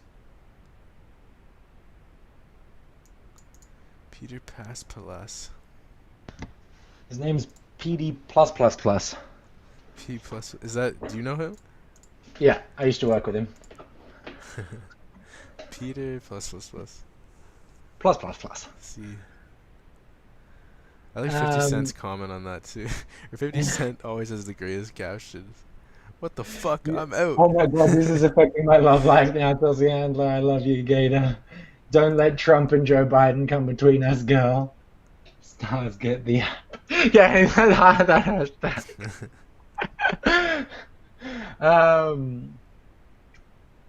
Yeah. You used to be my favorite ex-boyfriend. That's funny. I can't. Chelsea Handler. I wonder if what she's saying. I haven't heard of her in a long time. Neither. You see a lot of celebrities that sort of come out of the woodwork over politics now. Like, so they're not really relevant, but they say something about politics, they're back in it, back in the game. Yeah, I think that celebrities talk about politics all the time, and they really should just keep their fucking mouths shut, honestly. Because they don't know what the fuck they're talking about. And this is the problem, is that... One sec.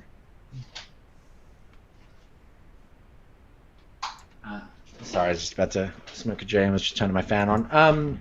This is the problem with these fucking people, is, if you think about it, Chelsea Handler has no fucking problems, right? Every blue checkmark Hollywood fuck has no problems at all that they need fixed, right?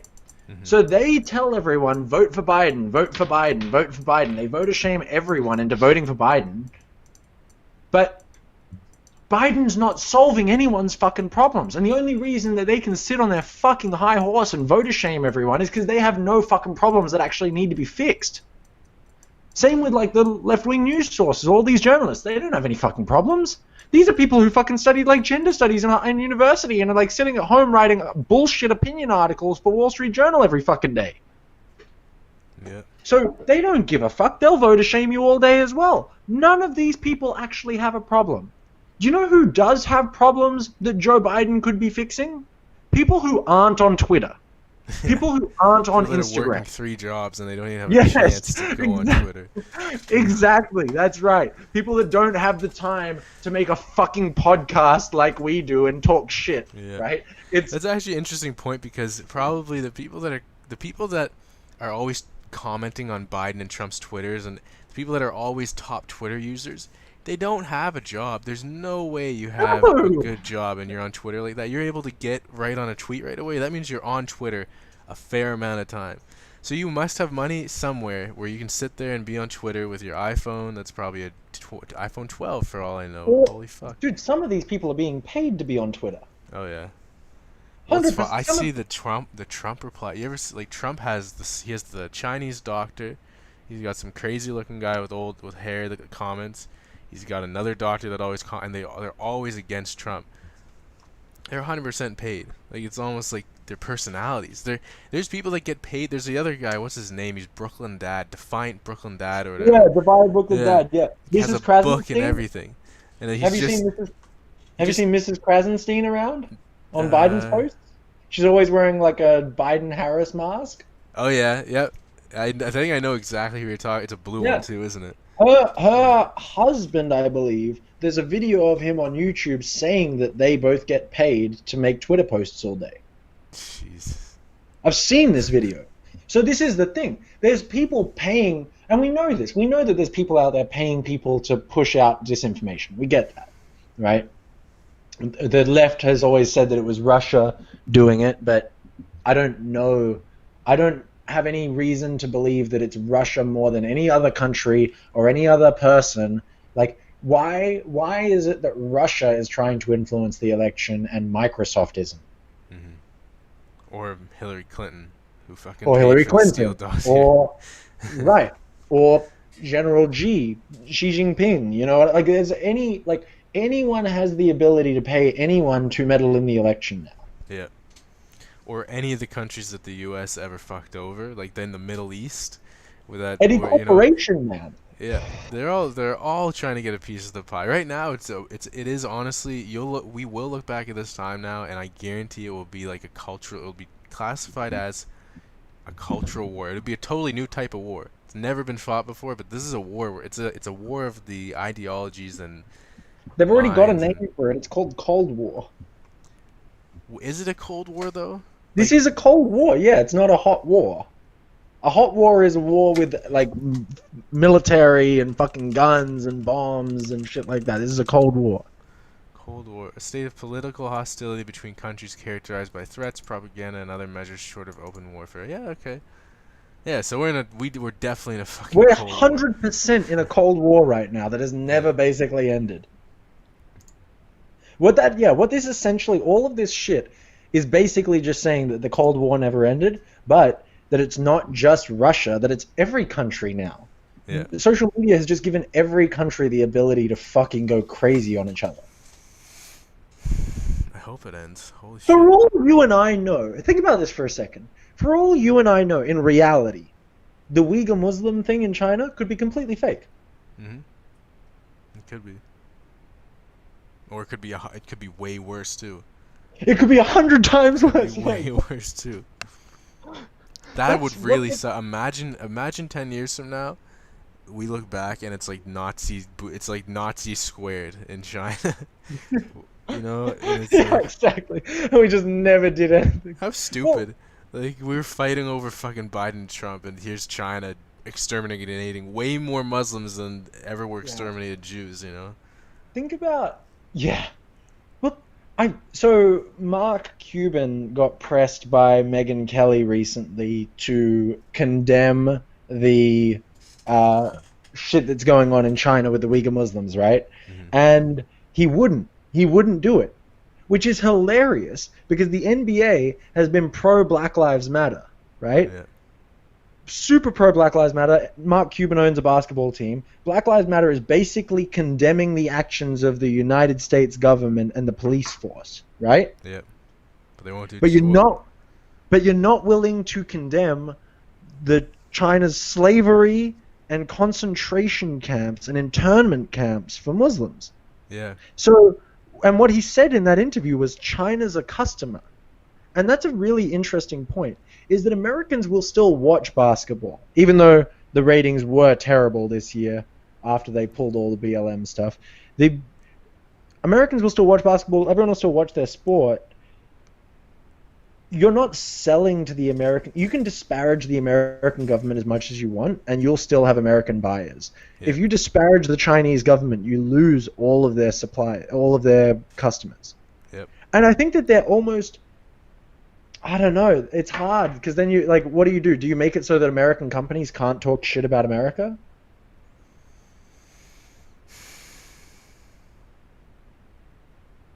That's an interesting question. Well... What do you think, Peter? Keep going, Mitch, but I want to get crowd interaction. Well, do you think the country should be able to stop corporations within the country from putting negative propaganda out about that government? It's interesting because it's an interesting question because it coincides with a lot of other things like currency manipulation. If China manipulates the fuck out of their currency, should everyone else manipulate the fuck out of their currency, or should they not accept China's currency? So it's like, I don't think there's a right answer for that. You could either do the same things as China so that you can compete with them, because if China does that, where they say, okay, we're not taking any of your shit if you ever criticize us, China will never get criticism, but America still can, and China has a lot of power, right? Like, it came out, I remember there was a lot of drama with LeBron James too, wouldn't criticize China, which is hilarious. Right. But because he's super pro BLM, right? Yeah, exactly. So it's like, you either play their game or you don't play their game. You can't be in the middle. So if you don't play their game, then you kind of have to fight them, and you kind of have to be like, you got to fuck off and play by everyone else's rules, or you play or you give up and you play their game. But if you're in the middle, you just get bounced around, and it's like, I can't, you know. Twigslow's in the chat. Twigslow? Who the fuck is that guy? Who the fuck is that guy? Who the fuck is that guy? This is what happens when your supervisor is named Chris McClellan. This is the end result. Two guys just talking politics on a live stream. That's it. That's what you made us into, Chris. This is exactly what you made us into. No, honestly, I after being in this new company, like, I kind of miss fucking Chris, because Chris was so direct. I miss Chris a lot. My new managers are such pussies, and I'm just like, just tell me what the fuck you're trying to say. Like, can you just say it? My manager's dude, my manager's retarded. My manager's so fucking dumb, bro. Like, the other day, I was like, okay, guys, I'm having trouble getting, like, one of the other girls in our morning meeting was like, I'm having trouble getting people to, like, sign up on the spot rather than, like, having to chase them down, right? And I was like, okay, well, I'm having the same problem. I'm having trouble building urgency on the call. I'm like, is there anything that you guys say to help build urgency? And my manager starts talking about fucking garbage that means nothing. Peter, you're my manager. You're my life manager. But yeah, the question that we were having before, Mitch, do you think that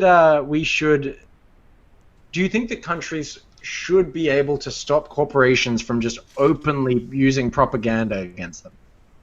Like their own country. I'm not talking about like China stopping America. I'm talking about like America stopping the NBA from using pro-BLM talking points that are clearly incorrect and defamatory. Well, I think there should be libel laws where you can't just spout lies, and I think that's the problem we have right now. Is it's so hard to keep track. Anyone can say anything right now, so you'd have to go after every single lie out there, and it's impossible. So I think that's sort of a question that goes with how information is spread right now.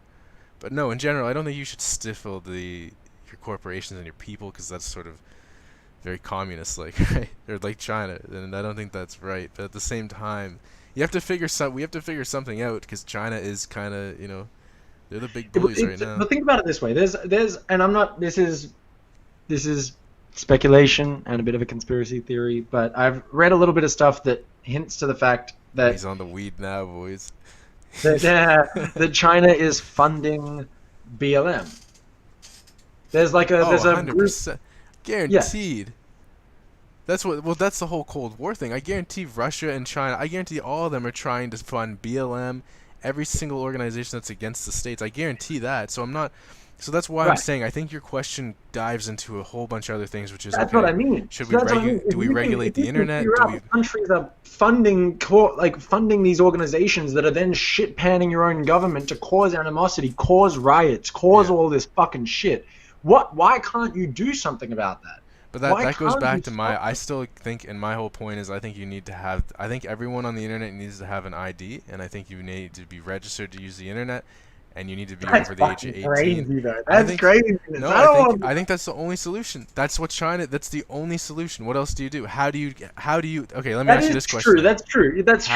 Yeah, if you you don't have to be registered, you just don't have to use the internet if you don't want to, right? But if you want to use the internet, you got to register. Just like if you want to drive on the roads, you got to register. Yeah, exactly. And that way, then you don't have. If you register, then you only have one account. You have all your accounts connected to your one ID, right? So then you can't have all these Chinese bots and all these Chinese people that are paid in China and India to come in and influence your population, right?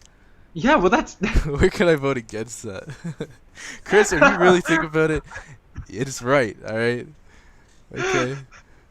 It is. If you want to stop the propaganda, you have to have people. If you want to stop the propaganda, if you want to stop the propaganda specifically, in China, people are registered, and what if the goal instead is to make people be able to use the internet as freely as humanly possible and have as little government oversight on your life as humanly possible? What was the question? Then we should also take away driver's licenses, right? We should just stop using. Chris, should we stop using driver's licenses as well? Yeah, because you're not private. They have your license and your pictures, so that's a little bit of an invasion of privacy. Safety at the cost of privacy. Yeah, no, I agree. Look, I'm not saying that it's my favorite thing in the world. I love the fact that you can be anonymous on the internet, and that you can have. Like, the golden age of the internet was 10 years ago. There was so much shit out there that you could do and have fun with, and you wouldn't have to worry about anything. The darknet was still around and popping. Like, the age of the internet, it was mint, but. I think the information should still be free, but you need to be registered to post anywhere. That's it. And that way you then, because otherwise I don't see any other solution. If anyone can come up with a solution to stop the online propaganda and influencing, I'd love it. But I think the only way is to register. Oh, I think the only other way is to censor people, and that's not good. Yeah, I agree. You have the government choosing to censor their people, right? Yeah, the government shouldn't be able to stop BLM from or stop the NBA from promoting BLM. But I think that interestingly enough, the funny thing that happened is that their ratings tanked. Yeah. They went fucking down, man, in America. But I wonder if they even care. I think that's the thing. Does the NBA even give a fuck about completely losing the American market just to keep the Chinese market? I mean, they make a lot of money. I think. Do you think that the NBA would give a fuck if they lost every American viewer?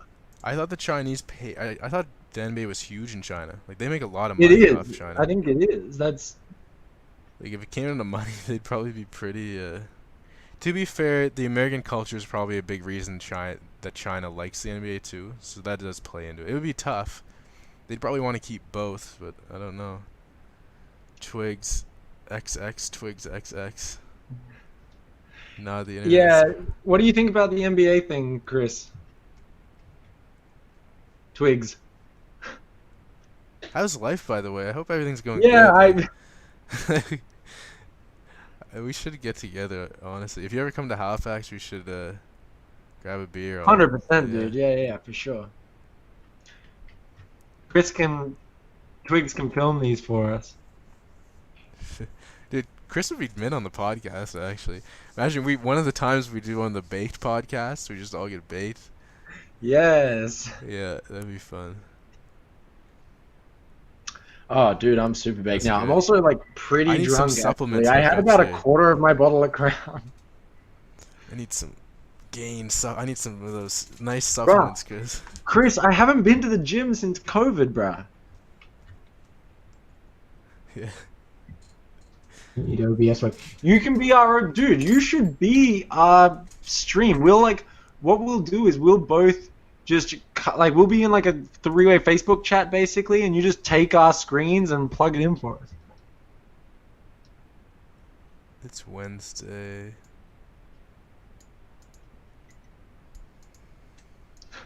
Oh, I don't think.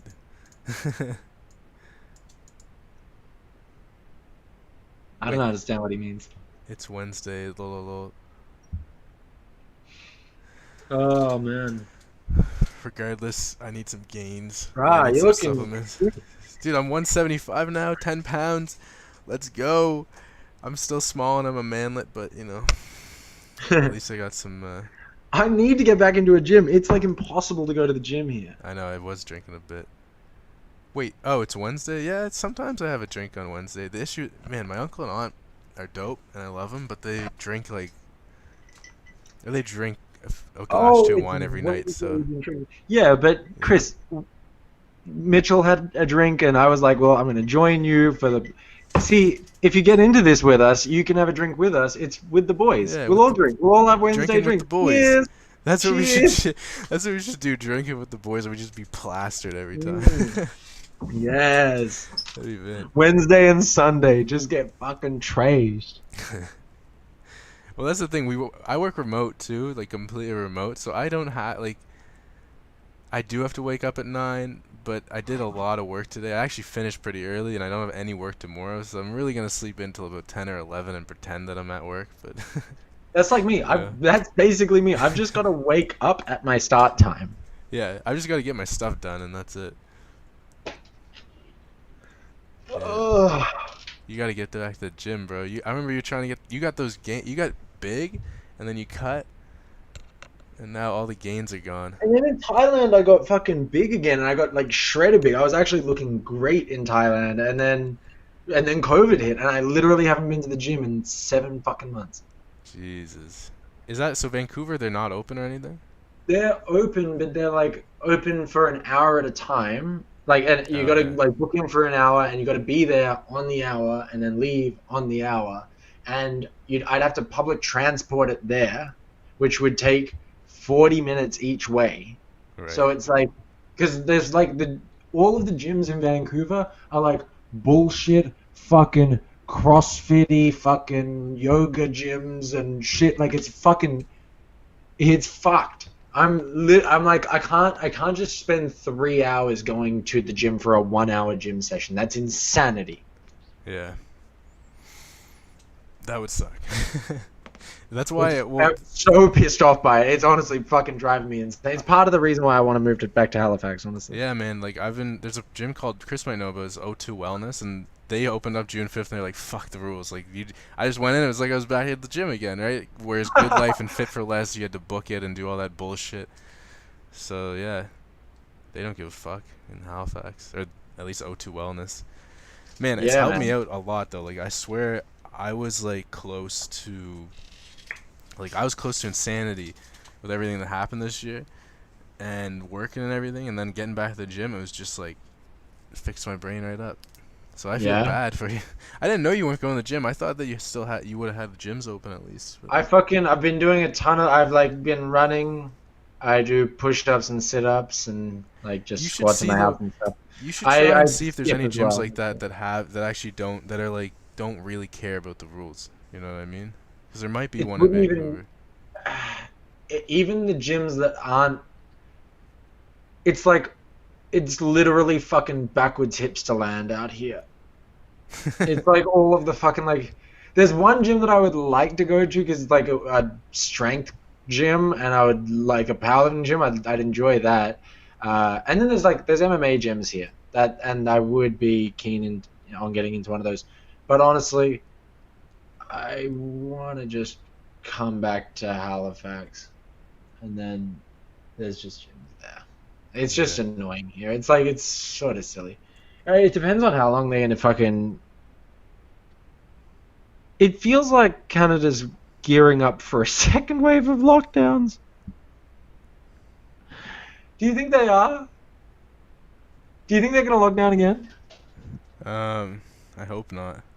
How does knowing your live stream differ to just you guys chatting to each other? Not right now. Now we're just chatting, I feel like. For me, it just feels like we're chatting. But right for the rest stream of it, really shouldn't be on, but we're just like, fuck it, you know. No, I love it. This is great. This is how you build community. Yeah.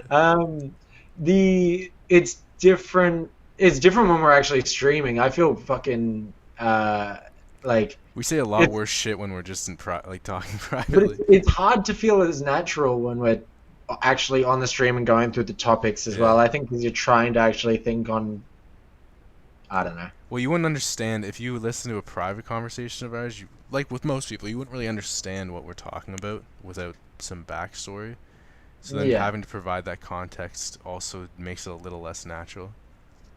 But yeah, over time, people will just get context. I feel like. I think that I think that people will start to get in on like inside things that you say and stuff like that. Hopefully. Yeah, that's how communities.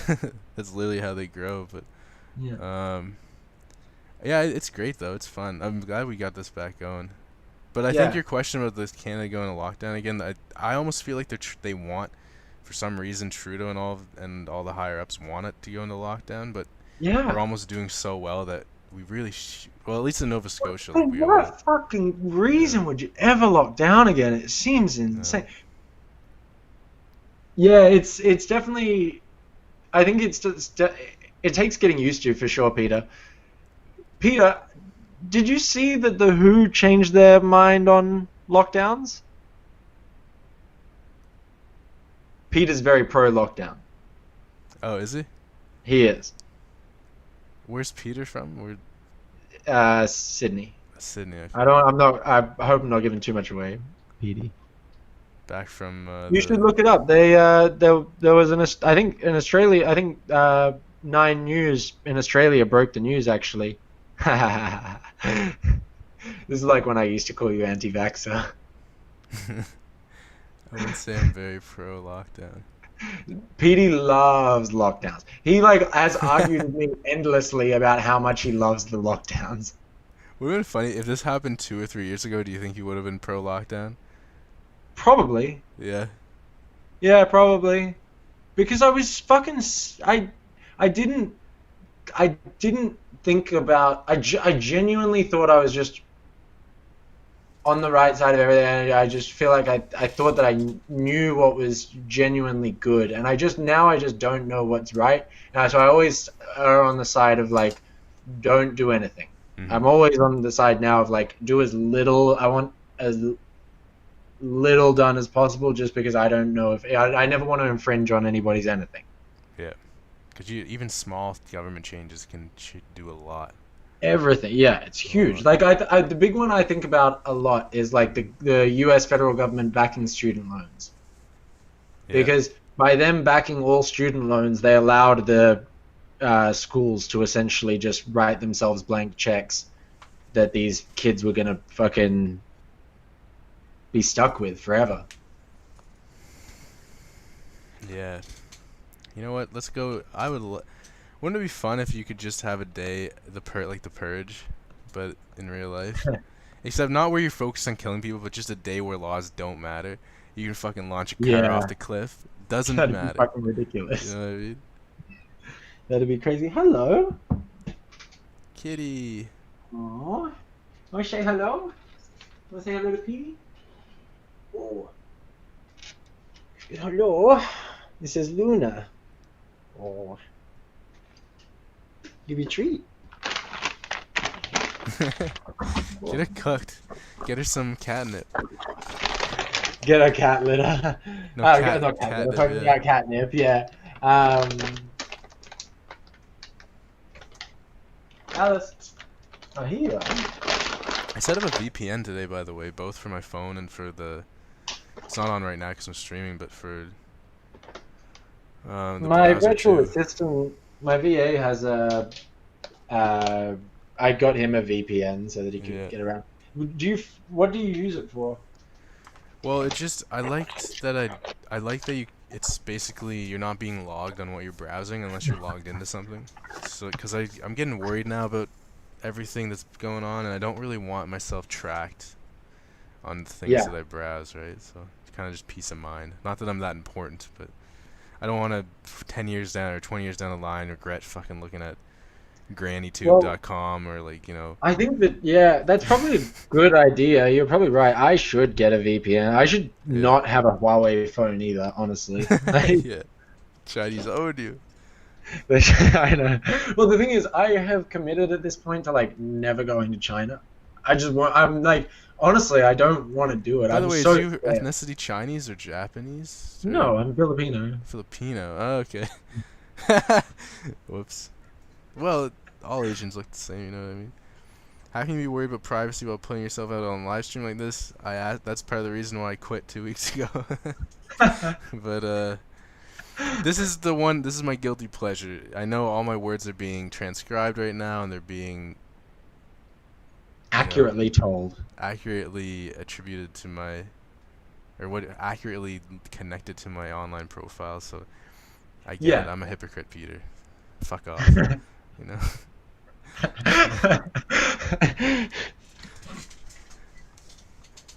Hello. This is my other cat, Alice, Peter. I don't know if you've met them before or not. Mitch, have you met my cats? No, I don't think I ever have. You've been to my house before, haven't you? Yeah. Oh yeah, I know. Yeah, that one time. Yeah, we played poker. I remember that night. Corey was so pissed. Do you know what we should also do occasionally as like a cool with the boys like live stream is poker nights, and we can make in our community on PokerStar, like we can make a group on PokerStar and have group games, and That'd be on like Sunday night and do a stream at the same time while we're playing. Yeah, that'd be cool. And We just could like do that in person. We could have an in-person stream too, eh? We could just have all the Yeah. guys there in person. 100%. We'd have to make sure Tony's like not saying. Well, no, Tony would keep us. Tony wouldn't say anything too out of the line. I don't think. It would be fucking fun, man.